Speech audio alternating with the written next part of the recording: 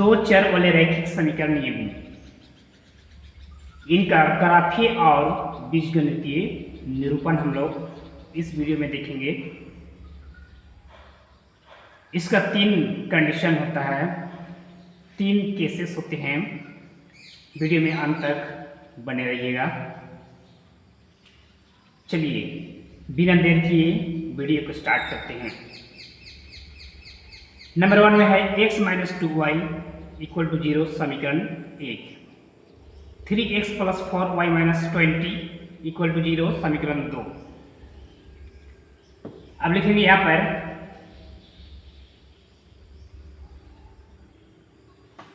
a1 समीकरण 1 से जो x का गुना होता है कुछ नहीं मतलब 1, b1 y का गुणांक माइनस 2, c1 कुछ नहीं है 0, समीकरण 2 से a2 x का गुणांक 3, b2 y का गुणांक 4, c2 माइनस 20 अचर पद यहाँ पे लिखेंगे। इसलिए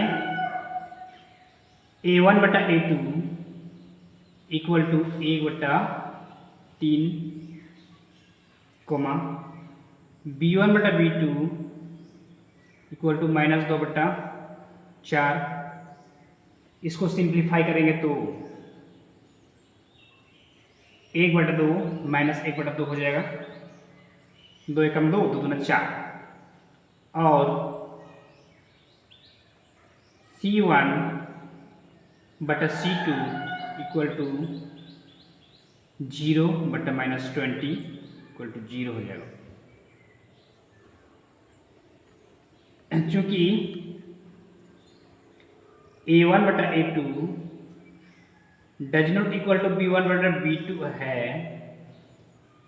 और ये c1 बटा c2 के भी इक्वल नहीं है। हालांकि इतना लिखने के बाद इसको लिखने की जरूरत नहीं है, आप यहीं तक लिख सकते हैं। यहाँ तो पूरा लिख देते हैं तो भी कोई दिक्कत नहीं है, क्योंकि ये सारे आपस में बराबर नहीं हैं। इसलिए आलेख की रेखाएं यानी कि समीकरण युग्म के ग्राफ की रेखाएं, इसलिए आलेख या ग्राफ की रेखाएं प्रतिच्छेदी होंगी और समीकरण युग्म का एक अद्वितीय हल होगा। अद्वितीय हल मतलब केवल और केवल एक ही हल मिलेगा। चलिए हम लोग नेक्स्ट कंडीशन देखते हैं। ये पहला कंडीशन हो गया, पहला केस हो गया। आगे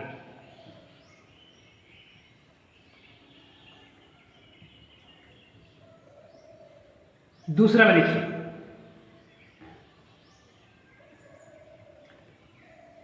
to x plus 3y minus 1, इसको हम लोग समीकरण 1 मान लिए। 4x plus 6y minus 18 equal to 0 समीकरण दूसरा मान लिए। वैसे लिखेंगे यहाँ पर, अभी समीकरण 1 से लिखेंगे a1 2, b1 a1 यानी कि x का गुणांक, b1 y का गुणांक 3 है, और c1 अचर पद ये माइनस है, माइनस 9 तो माइनस 3 के साथ इसको लिखेंगे c1 माइनस 9। अब समीकरण 2 से लिखेंगे a2 बराबर 4, b2 बराबर 6 और c2 बराबर माइनस 18। इसलिए यहाँ पे लिखेंगे, इसका अनुपात निकाल देंगे। a1 बटा a2 बराबर 2 बटा 4। इसको जब सिंप्लीफाई करेंगे, सिंप्लीफिकेशन करेंगे तो हो जाएगा 1 बटा 2। b1 बटा b2 ये हो जाएगा आपका 3/6। इसको भी अगर सिंप्लीफाई करेंगे तो हो जाएगा आपका 1/2। 3 का 3, 3 दूना 6। और C1/C2 इक्वल टू -9/-18।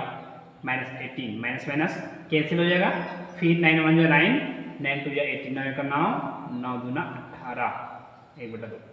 देखिए यहाँ पे सारे एक जैसा है, यानी कि A1/A2 बराबर B1/B2 बराबर C1/C2, ये तीनों अनुपात आपस में बराबर हैं।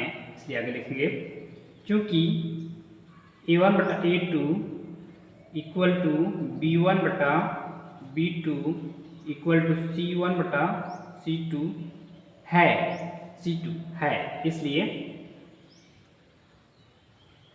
आलेख की रेखाएं, मतलब ग्राफ की रेखा, समीकरण युग्म के ग्राफ की रेखाएं, इसी को बोल रहे हैं आलेख की रेखाएं। आलेख की रेखाएं जब सब आपस में बराबर हो जाते हैं तो समांतर होती हैं। आलेख की रेखाएं समांतर नहीं, संपाती, मतलब एक ही रेखा पे कोइंसाइड होंगे, तो ये आलेख की रेखाएं संपाती होंगी। तथा समीकरण युग्म के अपरिमित रूप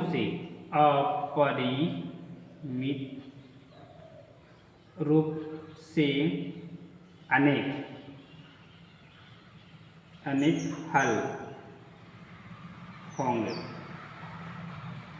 हल होंगे, ये रहा दूसरा कंडीशन। अब तीसरा कंडीशन देखेंगे, यहाँ पे तीसरा कंडीशन देखिए, x + 2y - 4 = 0 को हम लोग समीकरण 1 मान ली है। 2x + 4y - 12 = 0 समीकरण दूसरा मान ली। लिखेंगे यहाँ पर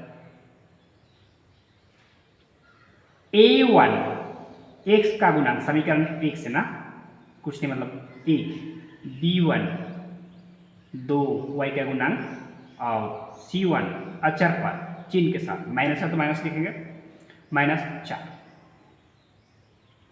समीकरण 2 से A2 बराबर x का गुणांक ना, जो x के साथ लिखा हुआ नंबर अचर पद, यहाँ पे 2 है 2। B2 y के साथ लिखा हुआ जो होगा, यानी कि y का गुणांक 4, और C2 -12, कोई दिक्कत नहीं है आगे।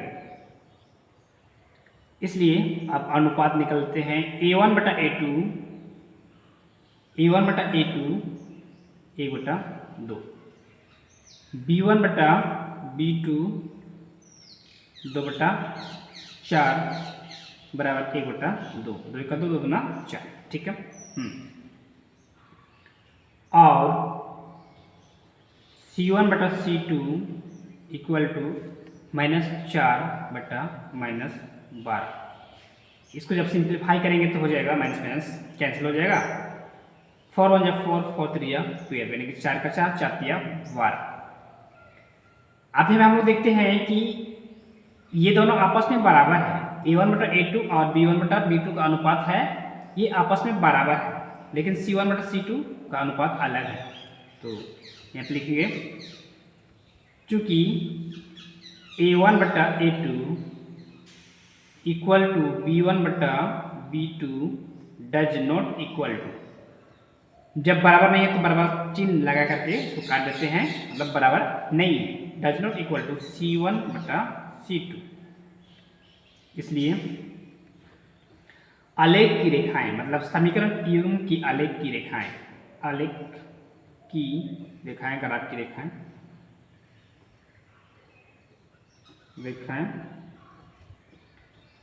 समांतर होंगी, मतलब एक दूसरे को कहीं पर भी टच नहीं करेंगे, प्रतिच्छेद नहीं करेंगे। आलेख की रेखाएं समांतर होंगी और इनका और समीकरण युग्म के अपरिमित रूप से समीकरण युग्म की कोई हल नहीं होंगी या नहीं होंगे, नहीं होंगे लिख देते ना, नहीं होंगे। तो ये दो चर वाले रैखिक समीकरण के ग्राफीय और बीजगणितीय निरूपण है कि कब रेखाएं एक दूसरे को प्रतिच्छेद करेंगी, कब समांतर होंगी, कब संपाती होंगी। संपाती मतलब दोनों रेखा एक ही में पूरा कोइंसाइड हो जाएंगे, पूरा एक दूसरे के ऊपर चढ़ जाएंगे, इसी को बोलते हैं संपाती। तो ये 3 कंडीशन है, तीनों कंडीशन को आप दिमाग में रखिएगा। यहाँ से बोर्ड एग्जाम में आपका ऑब्जेक्टिव टाइप क्वेश्चंस बनते हैं, इसलिए आप इसको हल्के में ना लें। उम्मीद करता हूँ कि मैं आपको इस वीडियो में ग्राफीय निरूपण और बीजगणितीय निरूपण को अच्छी तरह से समझा पाया है।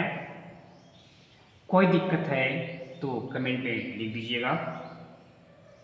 अगर वीडियो आपको पसंद आया, आपके लिए वीडियो थोड़ी सी भी या आपके लिए वीडियो हेल्पफुल रही होगी, तो वीडियो को लाइक, शेयर और चैनल को सब्सक्राइब जरूर कर लें। मिलते हैं नेक्स्ट वीडियो में, तब तक के लिए जय हिंद, जय झारखंड, धन्यवाद।